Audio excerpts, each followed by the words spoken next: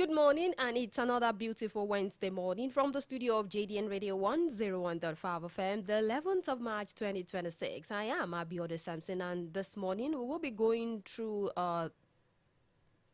headlines that made it to the front page of the dailies for this morning. It's still your dial 101.5 FM, and I'm here with three dailies: The Punch, The Nation, and also Daily Post for this morning.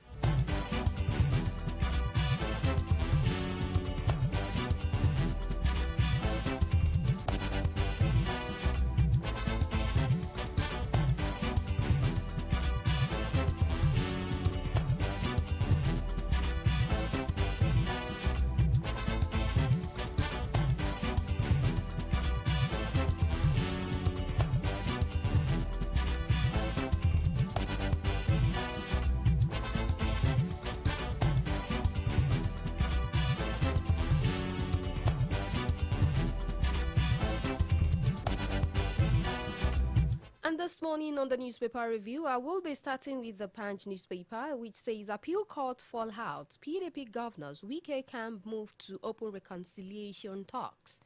Dangote now supplies 92% of petrol as federal government passes imports. Federal government waits policy tweaks as Middle East war lingers. India orders reject Tinubu's envoy over Tinor policy. CBN extend anti-money laundering compliance deadline for banks.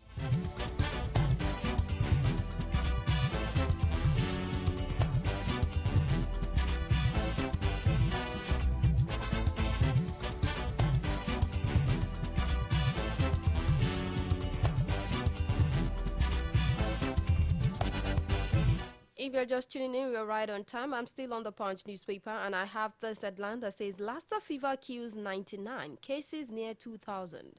Gombe deploys 700 forest guards recruits for training in OSHO. Legal school refute teachers' viral claim over negligence, and also for these on that, those are what we'll be taking on the Punch newspaper for this morning. And moving forward to The Nation for this morning, I have this headline that says court verdicts. PDP factions maintain different positions. Tinubu orders rollout of 100,000 CNG conversion kits. ICPC gets court order to detain El Rufai for another 14 days. Federal government halts petrol import licenses to boost local refining. Executive Order 9 didn't repeal P19 infringe National Assembly power. Federal government insists. And those are the stories that made it to The Nation for this morning, the 11th of March, 2026.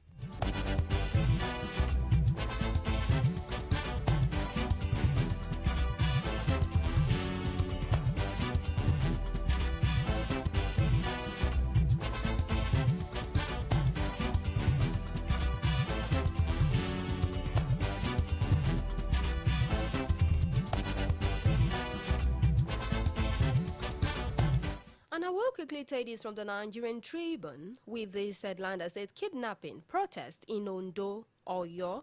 And also on the Nigerian Tribune for this morning, appeal court ruling, PDP faction hold tight to party. And also, Middle East crisis may trigger inflation, capital outflow, says federal government.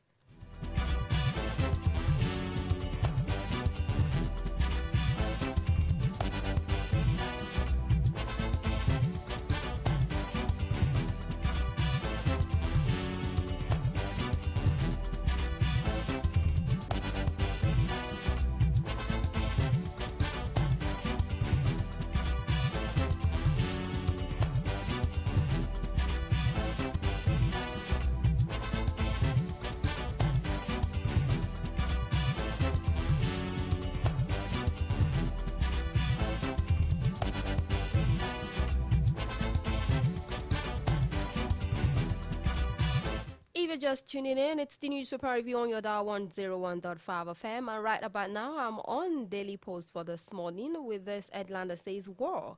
Federal government begins evacuations of Nigerians from Iran. Governor Yusuf sacked Musa as Kano head of service. Edo Assembly Ad hoc Committee orders Governor OYEDELE to take possession of Radisson Hotel, Mwa, and also 4-hour judgment reading delays Yahaya Bello's trials at FCTI Court. And those are the stories from Daily Post for this morning for the 11th of March 2026.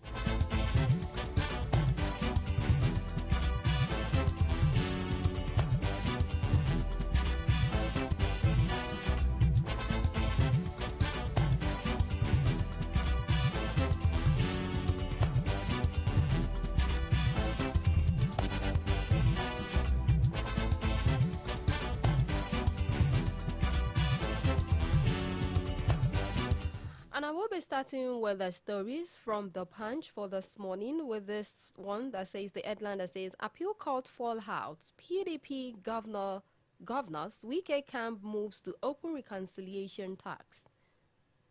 Following Monday's Court of Appeal judgments, governors of the People's Democratic Party and the camp of the ministers of the Federal Capital Territory, Nelson Wike, are moving to close ranks by exploring options to either constitute a harmonized caretaker committee or hold a unity convention aimed at preventing the party from collapsing.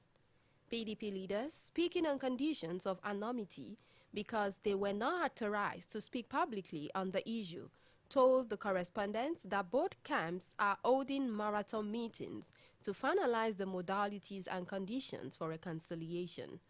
This comes as acting chairman Mohammed Abdulrahman, acting National Secretary Senator Samuel Anyanwu of the Wike-backed Caretaker Committee and former Senate President Bukola Saraki called on all stakeholders to set aside personal interest, foster unity and collaborate to strengthen the party ahead of the 2027 general elections. The governors had earlier endorsed the Ibadan Convention held on November 15, which elected Taminu Turaki and other members of the National Working Committee for a 4-year term. They also oversaw the leadership transition from former acting chairman Umar Damangam to Turaki before the expiration of Damangam's tenure on December 9th. And this story continues on the Punch newspaper for this morning.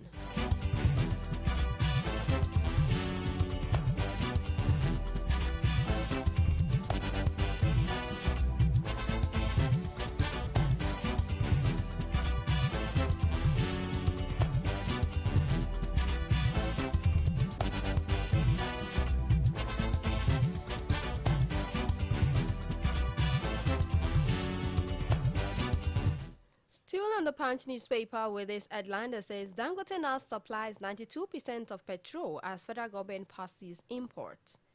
The Dangote Petroleum Refinery accounted for about 92% of Nigerians' daily petrol supply in February, as the federal government has paused the importation of premium winter spirit petrol. This came as filling stations on Tuesday retained petrol prices at above 1,200 naira per litre, despite a 100 naira reduction in the gantry price by the Dangote refinery. Multiple sources at the Nigerian Midstream and Downstream Petroleum Regulatory Authority and among major fuel importing companies confirmed on Tuesday that no licenses has been issued for fuel imports this year. According to sources at the NMDPRA, the country does not need to import petrol now, as local refining can meet the country's daily fuel needs. It is correct that we have not issued import license this year.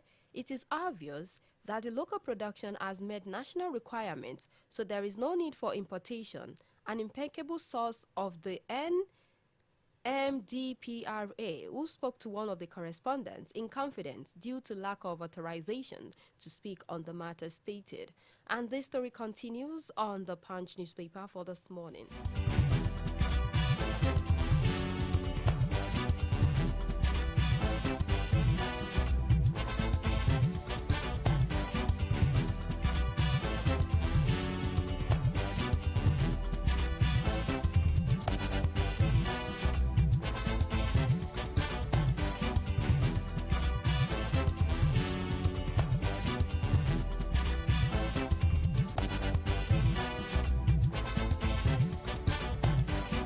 And still taking this from the Punch, this headline that says CBN extends anti-money laundering compliance deadline for banks.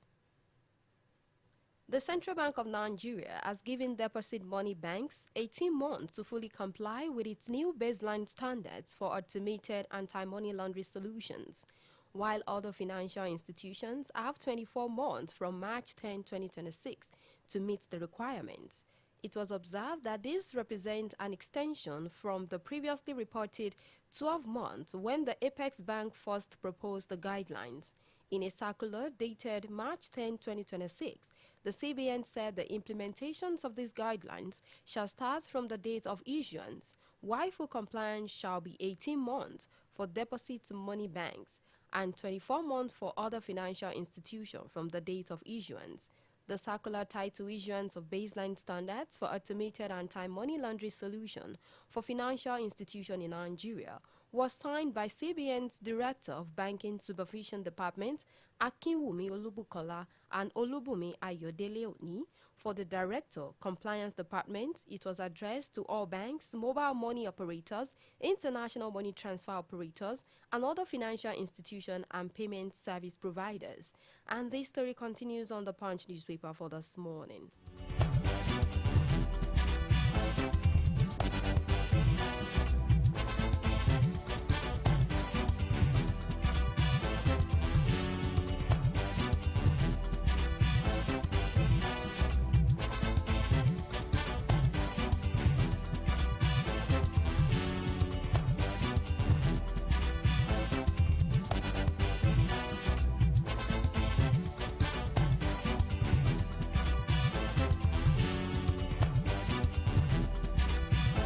Moving forward to the Nation for this morning with this headline that says court verdicts. PDP faction maintain different positions. The hope that Monday's Court of Appeal judgment notified the People's Democratic Party's November's National Convention will bring the gladiators together to appear unrealistic. 24 hours after the judgment, the two factions remain divided, each claiming to be in charge. As they remain in the trenches, a leader of the party and former Senate President Bukola Saraki warned that if the faction failed to end the dispute now, the party may not be on the ballot in the next year's elections. The one-time Kwara State governor, who won last year against going ahead with the convention and canvasses the constitution of a caretaker committee, reckoned yesterday in a statement that with the Independent National Electoral Commission (INEC) timetable specifying April 23rd to May 30th for primaries, dragging the matters before the Supreme Court or continuing the forward, which rendered the party ineligible to field candidates. Yesterday, the factional board of trustees, led by former Senate President Adolphus Wabara, held a meeting attended by sacked National Chairman Taminu Turaki and Oyo State Governor Sheyi Makinde. On the other hand, the Abdurrahman Mohammed-led caretaker team, loyal to Federal Capital Territory FCT Minister Nelson Wike, pronounced itself the legitimate body that can submit names of candidates for elections. And this story continues on The Nations for this morning.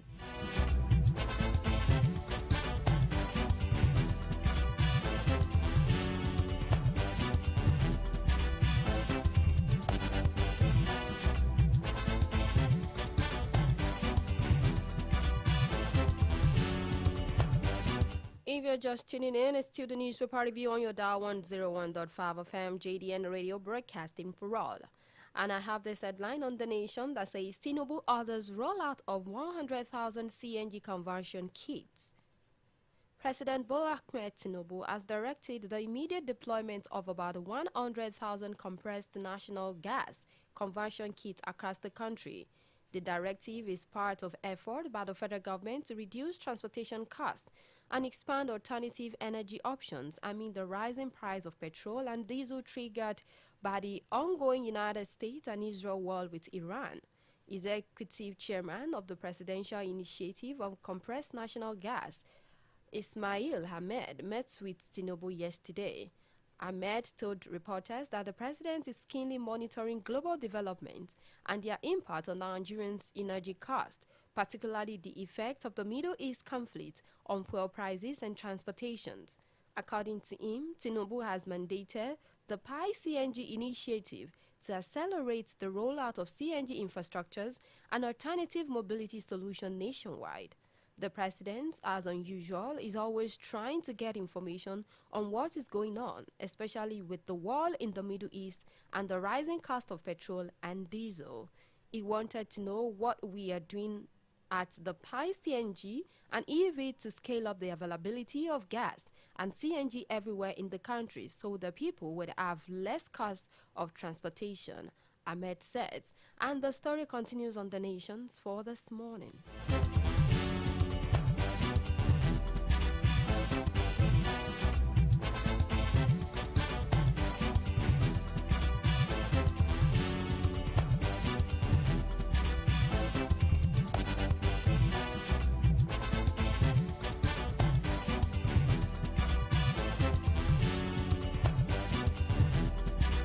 If you're just tuning in, I'm still on The Nation, and I have this headline that says, ICPC get court order to detain El-Rufai for another 14 days.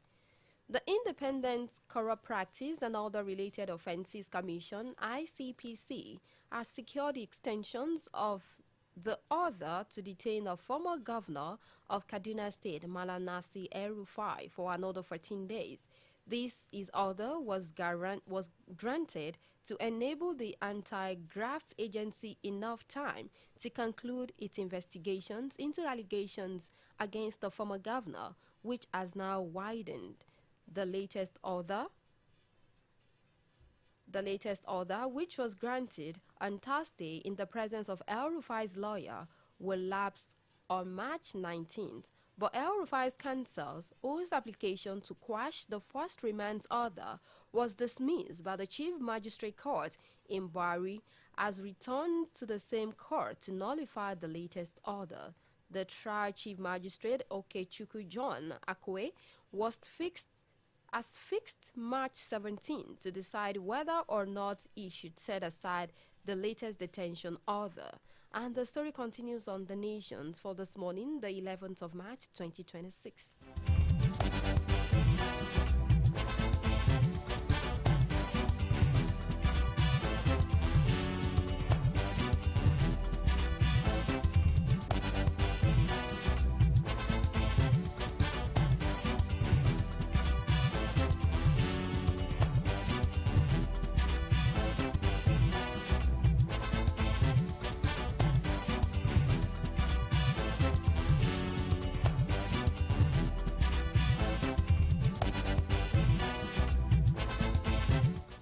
And as you know, on the newspaper review, we want you to be part of the conversation, and to be part of it in the next 2 to 3 minutes, you can call into the studio line on 07048001015 and 08022102163. 07048001015 and 08022102163. And I will be moving forward to Daily Post with this headline that says, War. Federal government begins evacuations of Nigerians from Iran. The federal government has commenced the evacuations of Nigerians who wish to leave Iran, escorting them across the American border to ensure their safety as tension continues to escalate in the Middle East.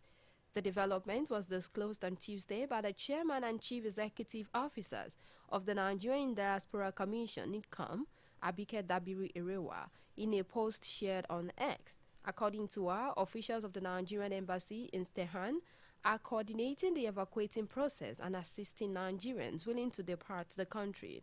The evacuees are being escorted to the Armenian border, where arrangements have been made to facilitate their safe passage. The evacuation comes amid growing concerns over the security situation in the region following a series of coordinated military strikes by Iran, by the United States and Israel on February 2028. The strike reportedly triggered retaliatory missile and drone attacks across parts of the Middle East, raising fears of a broader regional conflict. Despite the rising tension, Dabiri reassured that no Nigerians in Iran has been affected by the ongoing hostilities. She also noted that the embassy officials remain stationed at the border to receive and assist Nigerians who decided to leave the country. And those are the news from Daily Post for this morning.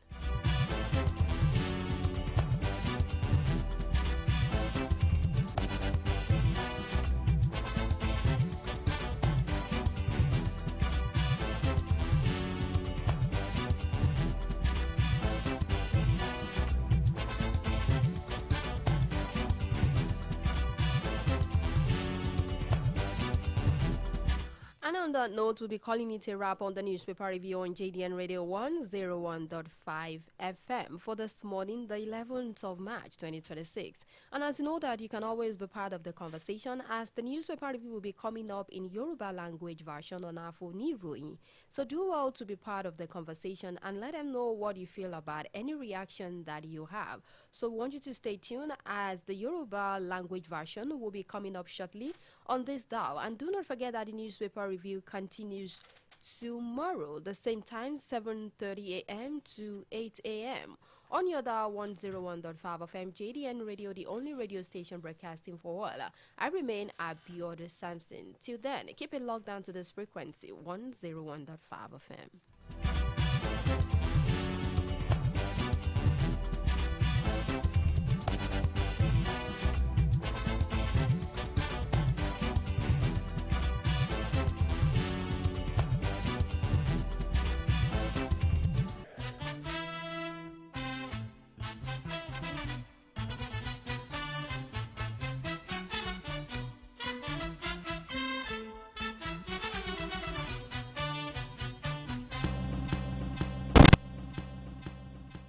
JDN Radio 101.5 Ibadan.